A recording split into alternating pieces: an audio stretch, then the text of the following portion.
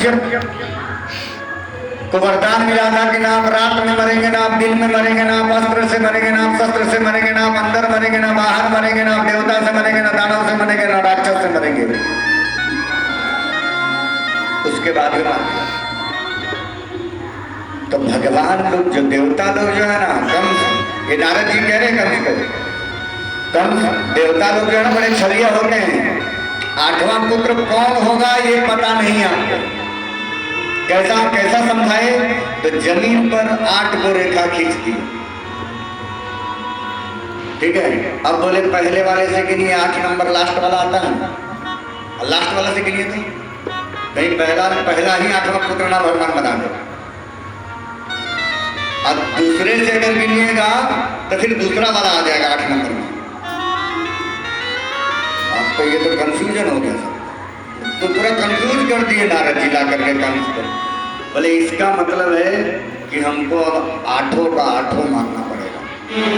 कंस ने ये सभा जन में मंत्री जनों के साथ ये निर्णय लिया था कि अरे नहीं, अगर हम छोटे छोटे जन्मजात शिशुओं को मारेंगे तो हमको बाल हत्या दोष का पाप लग जाएगा और मेरी कीर्ति भ्रष्ट हो जाएगी, मेरा राजतंत्र खत्म हो जाएगा। ये जानते थे दशरथ जी, ये कंस। मुझे अगर बाल हत्या का दोष लग गया कि मेरा जो शासन है वो खत्म हो जाएगा, भ्रष्ट हो जाएगा। तब कंस ने निर्णय लिया था कि हम सबको नहीं मारेंगे, एक को ही मारेंगे। भले वसुदेव जी ने कह दिया लेकिन हम 8वें को ही मारेंगे। लेकिन तब तक इधर से ला करके मसाला लगा दिया नारद जी ने, बोला 8वां कोई भी हो सकता है। अब क्या? उसके बाद बोला कि तब एक काम करो, अब देवकी और वसुदेव को लाओ और जेल खाने में डालो, हम रिस्क नहीं ले सकते। जो बच्चा जन्म होगा हम उसको अपने हाथ से मारेंगे। पहला बच्चा हुआ, ला करके वसुदेव जी सीधा कंस के हाथों में सौंप दिए, भैया हम जो वचन दिए थे आपको वो पूरा किया। ठीक है, कंस ने एक पत्थर की शिला है, अगर आप मथुरा जाएंगे तो आज भी वो जेल में वो शिला है, आज भी है, जिसपे भगवान श्री कृष्ण के 6 भाई पटक पटक कर मारे गए। 6 भाई को मारा कंस ने। भाई कितने हैं? आकाशवाणी क्या हुई? 8वां बेटा मारेगा। मरे कितने? 6। 7वां कहाँ है?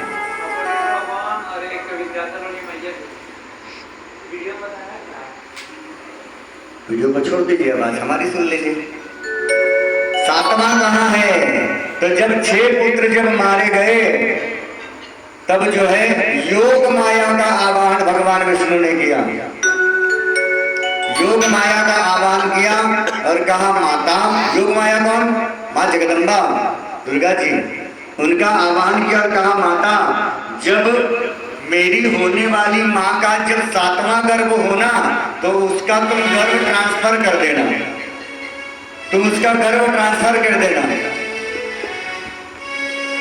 कहा? अरे नंद जी के यहाँ एक रोहिणी मैया रहती है, तुम ऐसा करना कि तुम जो है यशोदा के गर्भ में जो है प्रवेश कर जाना और जो हमारे बड़े वाले भैया होंगे उनको जो है रोहिणी के गर्भ में प्रवेश कर देना। योग माया ने यही किया। देखिए भगवान का जन्म नहीं होता, भगवान का अवतरण होता है। भगवान अवतरित होते हैं। आपको क्या लगता है 9 महीने गर्भ में रह करके भगवान आए? जिस दिन जन्म लिया उसी दिन आए, है ना? और सब जब योग माया की जब रची माया है तो योग माया कौन है? साक्षात प्रकृति है, साक्षात प्रकृति। जिस दुर्गा जी का हम लोग पूजन करते हैं ना, जब जब स्त्री पे अत्याचार, कुमारी कन्याओं पे अत्याचार बढ़ेगा, जब जब प्रकृति के साथ छेड़खानी होगी तो विनाश निश्चित है। क्योंकि प्रकृति, कन्या, स्त्री कोई और नहीं, साक्षात योग माया माँ भगवती जगदम्बा है। ठीक है, जब जब आप प्रकृति के साथ छेड़छाड़ करेंगे तब तक उपद्रव होगा, अभयंकर होगा। आज जितने भी उपद्रव हो रहे हैं, वैशाख महीना में जो हम लोग 46 डिग्री 50 डिग्री की गर्मी झेल रहे हैं ना, ये उसी उपद्रव का परिणाम है। योग माया प्रकृति स्वरूपा से हम लोगों ने छेड़छाड़ बहुत करी है। ऐसा ही हुआ, जैसे ही देवकी का 7वां पुत्र गर्भ में आया, मां ने तुरंत ट्रांसफर कर दिया रोहिणी के गर्भ में, गर्भ तुरंत यहां से वहां। और इधर ये हल्ला हो गया क्या कि कंस ने देवकी पर इतना अत्याचार किया कि 7वां गर्भ पाप हो गया, गर्भ गिर गया, यानी 7वां बेटा का जो है जन्म अब नहीं होगा, गर्भपात हो गया। कंस के दिमाग में ये बात खटक गई। 6 वो तक ठीके हुआ, 7वें में कहा है, मतलब अब कुछ ना कुछ तो लोचा है, कुछ ना कुछ लोचा है। कंस को रात रात भर नींद नहीं आती थी, जिधर देखता जिसका भी चेहरा देखता डर के भावने से, तो दीपक में भी कृष्ण ही नजर आता था। वे 8वां बांधा सब में बड़ी व्याकुल वाली स्थिति कंस की हो गई, क्योंकि कंस को ये पता था कि हम पूर्व जन्म में काल नेमी थे। कौन बताया? नारद जी ने आकर के कि तुम पिछला जन्म में काल नेमी था और भगवान विष्णु ने तुमको मारा था। इस जन्म में तुम कंस के रूप में पैदा लिया है और वही विष्णु फिर से जन्म लेकर के तुमको मारेगा।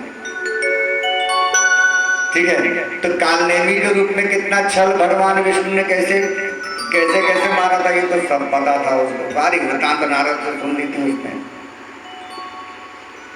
अब कंस को ये भय था भाई कि कृष्ण अब मेरा भांजा तो जन्म लेगा, हम मेरी हत्या करेगा। रात रात भर नींद नहीं आती थी, पूरा उसका मानसिक संतुलन असंतुलित हो गया था। जब कृष्ण के 7वें भाई थे, यानी कौन? रोहिणी के गर्भ से कौन जन्मे? दाऊ बलराम भैया, वो कृष्ण के अपने भाई हैं। रोहिणी के गर्भ से जाके जन्म लिए, माता का आशीर्वाद था। अब जैसे ही 8वें पुत्र का जन्म उत्सव आया तो सारे ग्रह नक्षत्र में होड़ लग गई। सबको भगवान कृष्ण का दर्शन, जन्म का दर्शन करने के लिए कोई अपना अपना नक्षत्र तिथि वार का जो है चर्चा किया जा रहा है। मेरी तिथि में पैदा ले लीजिए, परवा को ले लीजिए, द्वितीया को ले लीजिए, सब अपना अपना बड़ाई किए जा रहे हैं। ठीक है, ब्रह्मा जी ने कहा जब एकदम सर्वश्रेष्ठ उत्तम योग बनेगा तब अर्धरात्रि के समय में भगवान कृष्ण का प्रादुर्भाव होगा। ठीक है, और जैसे ही भादो महीना की अष्टमी तिथि आई, आज उसी प्रकार का लगभग मौसम है। देखिए कल परसों तक हम लोग पंखा व्याकुल हुए जा रहे थे, थोड़ा एसी चलाओ, पंखा चलाओ, कूलर लगाओ, लेकिन आज ऐसा है कि किसी की आवश्यकता नहीं है। तो ऐसा ही वातानुकूलित मौसम बन गया है ना। अब देखिए कैसा द्वंद्व चल रहा है तारों में और बादलों में। बादल ने पूरे आसमान को ढक लिया, हम किसी को नहीं जाने देंगे, खाली हम देखेंगे। ठीक है, और तारे जो है चुप एकदम छुप छुपा करके और निकल जा रहे हैं बाहर। हम भी देखेंगे भाई, कृष्ण का जन्म है, हमको भी देखना है। जैसे ही माता के गर्भ में भगवान कृष्ण आए, सारे देवी देवता उसी कारागार में आकर उपस्थित हो गए।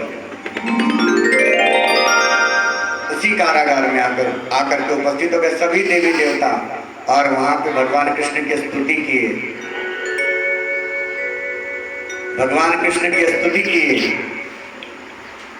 और सारे देवी देवता प्रसन्नता के साथ जब भगवान कृष्ण ने गर्भ में ही योग माया रूप से जब सारे देवी देवताओं को दर्शन दिया, तो सारे देवी देवता फिर अपने अपने धाम को चले गए। सारी देवी देवता अपने अपने धाम को जो है चले गए। अब भगवान कृष्ण के जन्म की बेला आ गई। अष्टमी तिथि बुधवार का दिन।